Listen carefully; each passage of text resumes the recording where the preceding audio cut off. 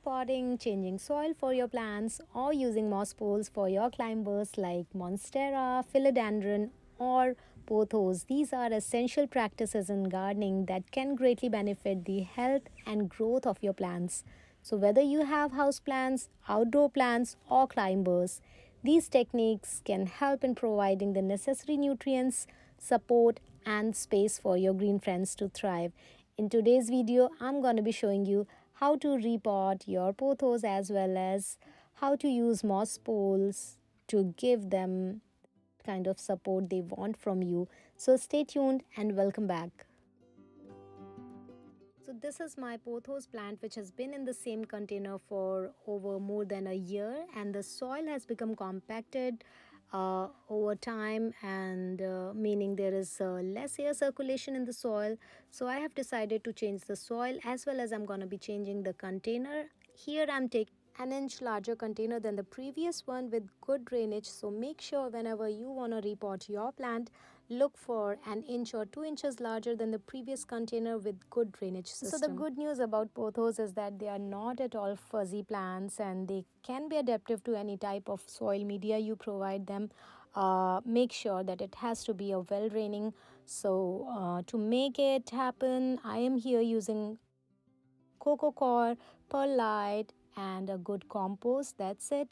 If perlite is not available to you, you can use sand instead. It's gonna be helping in just draining out the excess water, whereas coco coir is gonna help in retaining some moisture, little bit of moisture, which is really needed for your pothos. And I'm gonna mix it well, and this soil is great for your plant, and I'm sure pothos is going to love this mix.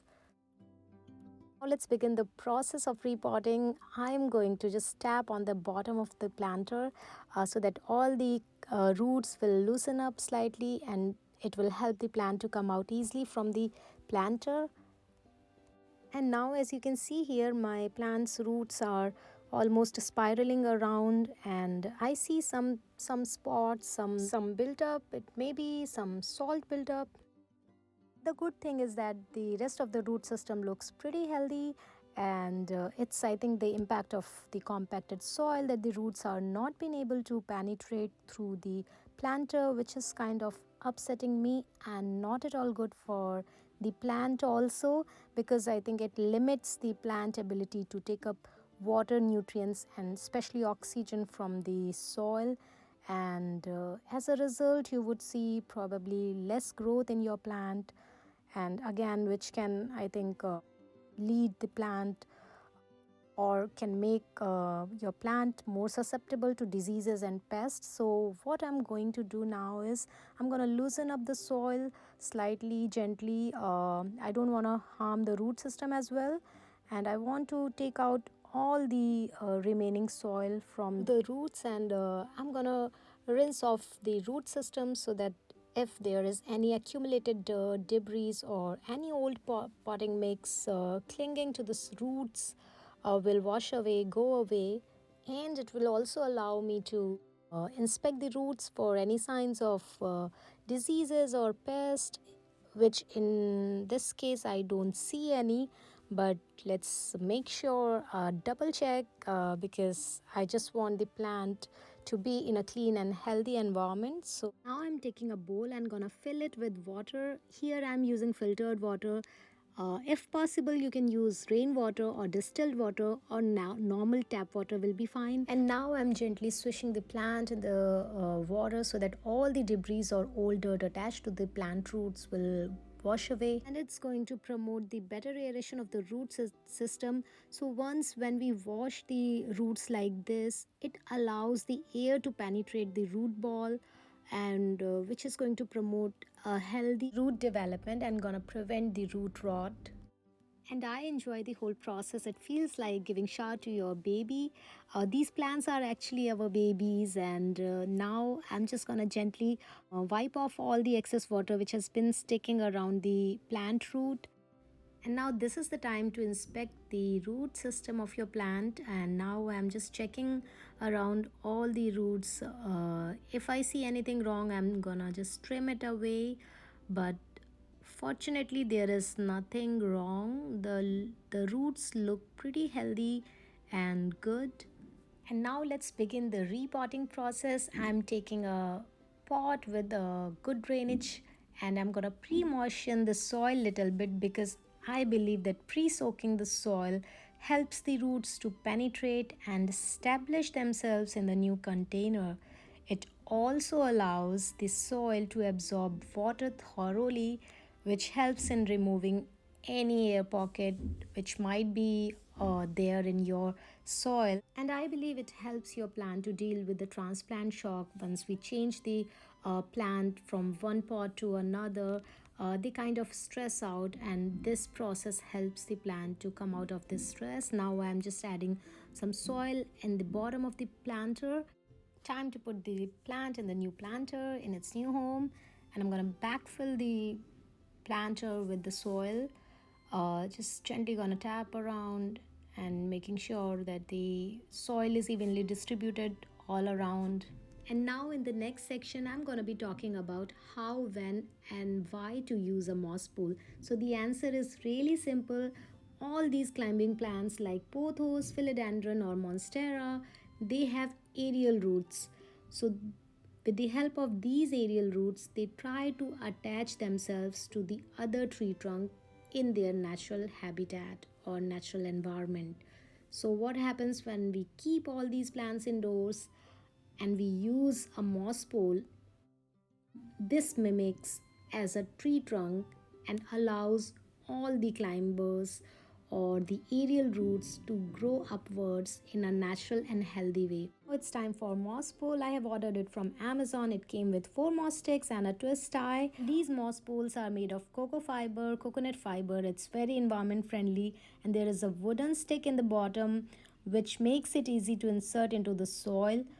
Also, a PVC pipe has been used as a base material just to make it rust free, and I hope it's gonna stay long and is gonna provide the kind of support this plant wants at this point of time. So, the selection of an appropriate moss pole would be all yours. Like my this pole is made from coconut fiber. There are some which is made from sphagnum moss. You can pick whichever you want, and you have to decide a spot in the middle of the plant or at the corner, wherever you want to place this moss pole. Make sure that it goes deep enough to provide stability.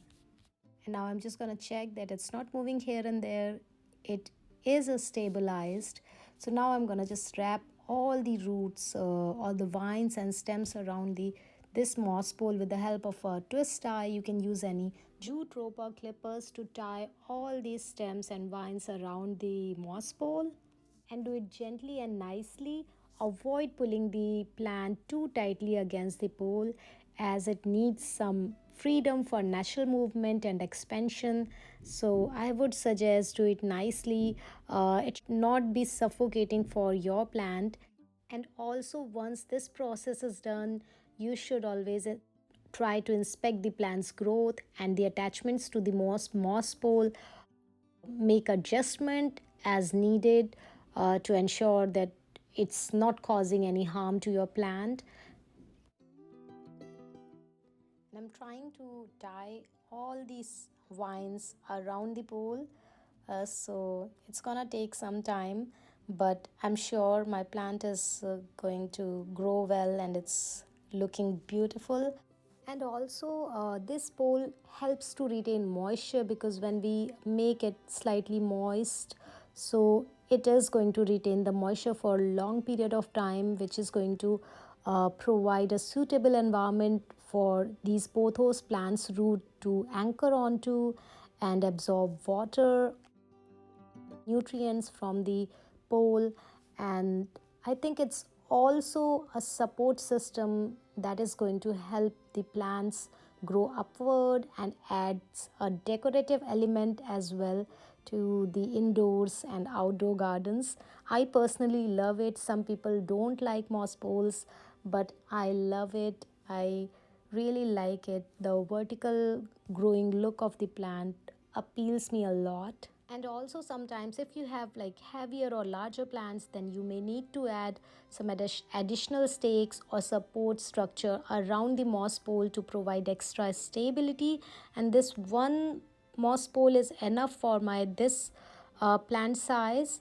However, I have another stake also. If it's needed, I'm gonna add it up. If the plants is growing faster, I'm gonna add another stick. Just it's the attachment is simple, it's very easy, so I need to just put it down on the top of another one like this, and it's very simple.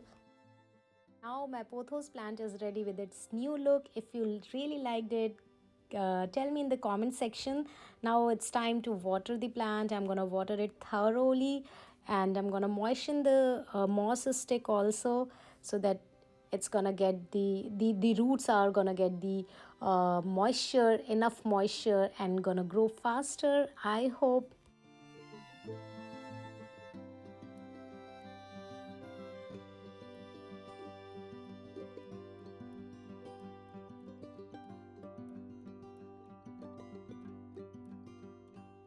And at last, I would say that moss pole really provides a conducive environment for the aerial roots to grow. So if you have any climbers, creepers, use moss pole. However, it's up to you. If you don't like adding moss pole, then you should not be doing it. But if you really like it, please go ahead and do it for your plants. And if you really find this video helpful, give a thumbs up. Do subscribe to my channel. I'll see you in the next one. Till then, happy planting.